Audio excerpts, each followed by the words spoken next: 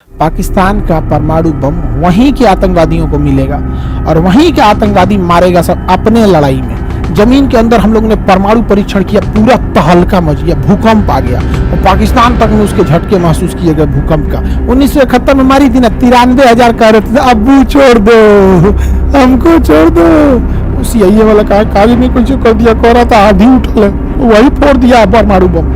America आग बबूला हो गया।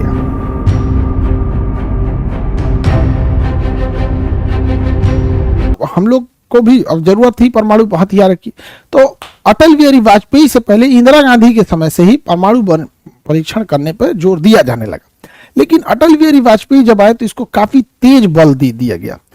APJ अब्दुल कलाम, चिदम्बरम और काकोदर दास, 3 प्रमुख वैज्ञानिकों को इसकी जिम्मेदारी सौंपी गई 1998 में परीक्षण करने के लिए। लेकिन इसकी भनक लग गई अमेरिका के CIA को, सेंट्रल इन्वेस्टिगेशन एजेंसी। इसी का हम लोग नकल करके NIA बनाए हैं। कोनो काम का उतना एडवांसमेंट नहीं है इसमें NIA जितना CIA है।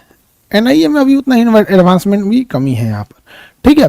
तो CIA को इसकी भनक लग गई और उस ससुरा इसके ऊपर सैटेलाइट डाल दिया। अब वो सैटेलाइट इतना हाई रिजोल्यूशन का था कि पोखरण के ऊपर वो रात दिन नजर रखने लगा। उस परमाणु परीक्षण सैटेलाइट की पावर इतनी थी कि अगर वहां पोखरण में कोई सैनिक घड़ी पहना है तो उसके घड़ी में कितना टाइमिंग हो रहा है वो जूम करके देख लेता था। इतना क्रिस्टल क्लियर कैमरा रहता था। जैसे आपके मोबाइल में भी जूमिंग पावर ज्यादा रहती है तो कैमरा मोबाइल में इतना आप लोग का 1 लाख का मोबाइल खूब से खूब रहेगा, और सोचिए ना 50 लाख का कोनो कैमरे खरीद लेते हो, कितना पावरफुल रहेगा उसका कैमरा, समझ में आएगी रहेगा। तो यहाँ पर अमेरिका CIA ने छोड़ दिया सैटेलाइट। अब कैसे परीक्षण किया जाएगा? हमारे लिए समस्या परीक्षण करना नहीं था, हमारे लिए समस्या था कि अगर हम परीक्षण करते और वह परीक्षण असफल हो जाता तो पूरी दुनिया से दुश्मनी भी ले लेते और सब हमको घेर बांध लेता सब। इसलिए हम लोग के लिए था कि परीक्षण करें तो 100% सफल होना चाहिए। अब अब्दुल कलाम ने कहा कि 100% सफल होगा, लेकिन अटल बिहारी वाजपेयी ने कहा कि भाई कुछ ना कुछ तो बैकअप प्लान लेके चलना पड़ेगा। इसलिए पहले इन्होंने घोषणा कर दिया कि भारतीय सेना यहाँ युद्धाभ्यास करने जा रही है, तो पूरी सेना को यहां उतार दिया गया युद्धाभ्यास के नाम पर। और जगह जगह वहां पे छोटे से अपने से घर बनाया गया कि भैया इसको हम बम से उड़ा के चेक करेंगे, बंकर बनाया गया इसको चेक करेंगे, युद्ध करेंगे, गोली चलाएंगे, बम चलाएंगे, मिसाइल चलाएंगे, धड़ धड़ धड़ धड़ खूब युद्धाभ्यास होने लगा। ट्रक आने लगी, ट्रक जाने लगी, खूब मूवमेंट होने लगा वहां पर। और मूवमेंट जब होने लगा उसी बीच में APJ अब्दुल कलाम और जितने वैज्ञानिक थे वो सब मिलिट्री के ड्रेस में घूमने लगे। और परीक्षण जब करने की टाइम आई तो उसमें सैटेलाइट जो था वो परीक्षण करता था। तो इसमें अब्दुल कलाम को आइडिया था उसका कि कब वो सैटेलाइट आने वाला है, कब जाने वाला है वहां पर। तो जैसे सैटेलाइट आता था, ये चला जाता था, ये लोग वहां काम करने लगते थे। और जब सैटेलाइट चला जाता, जब सामने आता था तो ये लोग छुपा देते थे, फिर चला जाता था तो काम करने लगते थे यहाँ पर। और जब वो दिन आया कि हम इसे परीक्षण करना है तो यहाँ पर 1998 में परीक्षण करने के लिए डेट डिसाइड कर दिया गया। APJ अब्दुल कलाम रेडी थे, अटल बिहारी वाजपेयी रेडी थे। जैसे अमेरिकी की CIA का सैटेलाइट आया और पोखरण के ऊपर से गुजरा, ऐसे जैसे गुजरा अब्दुल कलाम ने आदेश दिया कि परीक्षण किया जाए, तुरंत डेटोनेटर दबाया गया, तबाही मच गया यहाँ पे। परमाणु परीक्षण हम लोग ने जमीन के अंदर किया था ताकि हम लोग छुपाने में इजी हो सके। जमीन के अंदर हम लोग ने परमाणु परीक्षण किया, पूरा तहलका मच गया, भूकंप आ गया और पाकिस्तान तक में उसके झटके महसूस किए गए भूकंप का। अब भूकंप आने के बाद अब पूरा गर्दा उड़ गया रेगिस्तान में, ऐसे पूरा बवंडर उठ गया यहाँ पे। अब्दुल कलाम ने तुरंत कहा अटल बिहारी वाजपेयी से कि कह दीजिए आंधी उठाए। उन्होंने तुरंत मौसम विभाग को कहा, मौसम विभाग ने अलर्ट जारी कर दिया कि आंधी उठाए। धड़ परीक्षण किए, उस पर 3 गो परीक्षण कर दिए। अमेरिका के सैटेलाइट देख रहा है कि यार इधर तो नीचे पूरा गर्दा हुआ है। कहा कि कैसे गर्दा हो गया, अभी तो ठीक था। तब तक न्यूज सुन रहा था, ओहो आंधी उठाए। अमेरिका को पता ही नहीं चला इधर परमाणु परीक्षण हो गया, उसको पता नहीं चल पाया, परमाणु परीक्षण हो गया। अब परमाणु परीक्षण होने के कारण अमेरिका को पता नहीं चला तो हम लोगों को लगा यार इसको पता नहीं है। 9 मई को हम लोग कर दिए परीक्षण, उसको पता नहीं चला। फिर हम लोग को लगा यार कहीं 10 मई को रिएक्ट करेगा, वहां भी नहीं किया। तो 11 मई को हम लोग ने फिर परीक्षण कर दिया, ले धड़ परीक्षण कर दिए। इस बार उसका सैटेलाइट देख लिया, इसलिए हम लोग को टेंशन नहीं था क्योंकि जो हम 9 तारीख को किए थे वो सफल हो गया था। अब अमेरिका का सैटेलाइट देख लिया कि भारत ने परमाणु परीक्षण किया है यहाँ पर। तो भाई हालांकि उसको बस आंधी दिख रही थी और वो सैटेलाइट भी कंफर्म नहीं था। क्यों नहीं कंफर्म था? उसको लग रहा था आंधी उठा है। हम लोग ने यहाँ परीक्षण कर दिया, टेंशन फ्री हो गया। अमेरिका को पता ही नहीं चला। 9 मई को हमने परीक्षण कर दिया, 11 मई को परीक्षण कर दिया। इस परीक्षण का नाम था शक्ति 98। क्या नाम था?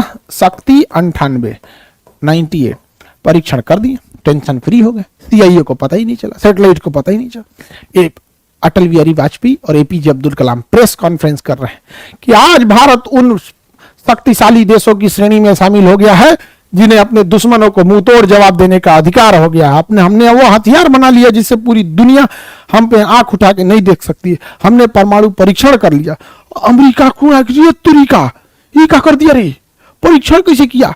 अमेरिका राष्ट्रपति सीआईए वाले को बुलाया, आधा घंटा गरियाया, चोट्टा कहीं क्या तुम लोग के चक्कर में सैटेलाइट छोड़ो, एजेंट छोड़ो, ये करो वो करो। अरे दुनिया भर का नौटंकी करो। कैसे किया तुम लोग? यहाँ पे कैसे कर लिया भारत ने परमाणु परीक्षण? सीआईए वाला कहा काज ने कैसे कर दिया, कह रहा था आंधी उठल है, वही फोड़ दिया परमाणु बम। अमेरिका आग बबूला हो गया। अमेरिका आग बबूला हो गया। कह रहा है कि अमेरिका कभी भी भारत को एक परमाणु संपन्न राष्ट्र का दर्जा नहीं देगा। हम मान्यता नहीं देंगे कि भारत के पास परमाणु बम है। अटल बिहारी वाजपेयी ने कहा कि जो चीज हमारे पास है हमें उसके लिए प्रमाण की आवश्यकता नहीं है। यदि किसी को लगता है कि हमारे पास नहीं है तो आ जाना, हम समझा देंगे। आप समझा गया कि नहीं? अमेरिका ने कहा कि हम इसके खिलाफ सीटीबीटी पे जाके कंप्लेन करेंगे। सीटीबीटी एक संगठन है जिसका कहना है कॉम्प्रिहेंसिव टेस्ट बैन ट्रीटी कि आप परमाणु बम का परीक्षण जमीन पर नहीं कर सकते हैं, जल पे नहीं कर सकते हैं, वायु में भी नहीं कर सकते हैं।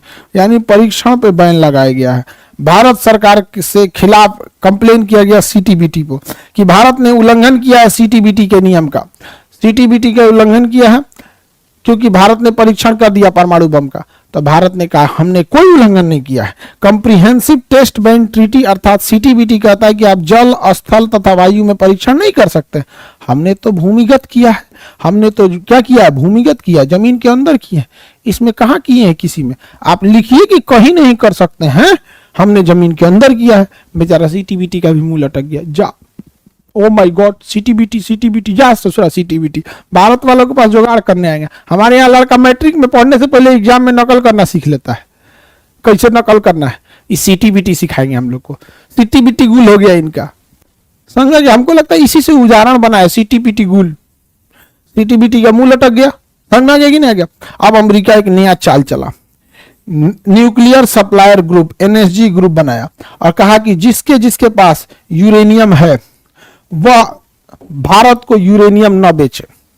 भारत को यूरेनियम न बेचे। भारत ने कहा कोई बात नहीं, मत बेचो ससुरा, हम महंगा दाम पे खरीदेंगे। भारत ने कहा कि जितना का यूरेनियम मिल रहा है उससे हम ज्यादा दाम में बेचेंगे। है कोई बेचने वाला? हम उससे ज्यादा दाम में खरीद लेंगे। कनाडा ले आके दे दिया, ऑस्ट्रेलिया ले आके दे दिया, कजाकिस्तान ले आके दे दिया। कितना सब अमेरिका का बात सुनेगा। हम लोग के पास आ गया यूरेनियम और उस यूरेनियम को हमने भर दिया परमाणु बिजली घर में और हमारा परमाणु से बिजली घर चलता है। हम लोगों ने लगभग 90 से 100 के आसपास परमाणु बम रख लिए हैं। हमें ज्यादा परमाणु बम की आवश्यकता नहीं है क्योंकि देखिए हमारे जो दो दुश्मन है पाकिस्तान और चाइना, ये दो बड़े दुश्मन है। एक किसी कंप्लीट शहर को कंप्लीटली डिस्ट्रॉय करने के लिए एक परमाणु बम एनफ है बड़े साइज के शहर के लिए। तो पाकिस्तान में 4-5 गो शहर है, मान के चलिए 10 गो में पाकिस्तान नहीं पड़ जाएगा।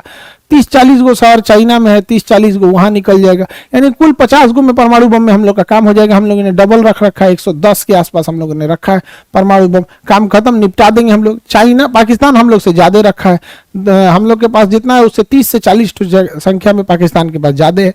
तो उसका कोई बैल है, दिमाग नाम का चीज नहीं, का रख करो ज्यादा रख के। उसका मेन टारगेट है भारत को। तुम्हारे पास कितनों रहे, मार तो पाओगे नहीं, सोचा मारोगे वहीं गिर जाएगा। पाकिस्तान का परमाणु बम वहीं के आतंकवादियों को मिलेगा और वहीं के आतंकवादी मारेगा सब अपने लड़ाई में। अहमदिया मारेगा शिया सुन्नी, तो कोनो मारेगा कि भैया तुम इनको मारो, पेशावर वाले को मारेगा, बलूच वालों को मारो, अपने में मर जाएगा सब। यहाँ पे जब आप बच्चों को संस्कार नहीं दीजिएगा तो उम्मीद मत रखिए कि आने वाली पीढ़ियों में संस्कार रहेगा। उन लोगों ने केवल मारकाट सिखाया है, हम लोगों ने जनता को मारकाट नहीं सिखाया है। हम लोगों ने सेना को रखा है कि मारना होगा, सेना मारेगी। यहाँ पर 1971 में मारी थी ना, 93,000 कह रहे थे, अब्बू छोड़ दो, हमको छोड़ दो। भारत ने छोड़ दिया, जाओ, माफ कर दिए थे हम लोग। यहाँ पर चिल्ला रहा था सब आके यहाँ पे, भारत एनएसजी का ग्रुप में सदस्य नहीं है, भारत एनएसजी का सदस्य नहीं, इसलिए हमें यूरेनियम काफी महंगे बिकते हैं, हम लोग यूरेनियम काफी महंगा खरीदते हैं। वैसे भी दुनिया का सबसे महंगा पदार्थ यूरेनियम है। आप लोग को पोखरण मिल गया। अभी भी भारत के पास कोई भी मिसाइल बनती है तो पहले उसे चांदीपुर में परीक्षण किया जाता है और व्हीलर द्वीप में। वैज्ञानिक सब चांदीपुर और व्हीलर द्वीप पे परीक्षण करने के बाद सेना को सौंप देते हैं, सेना यहाँ आके परीक्षण करती है। कहाँ पर? पाकिस्तान, पोखरण में।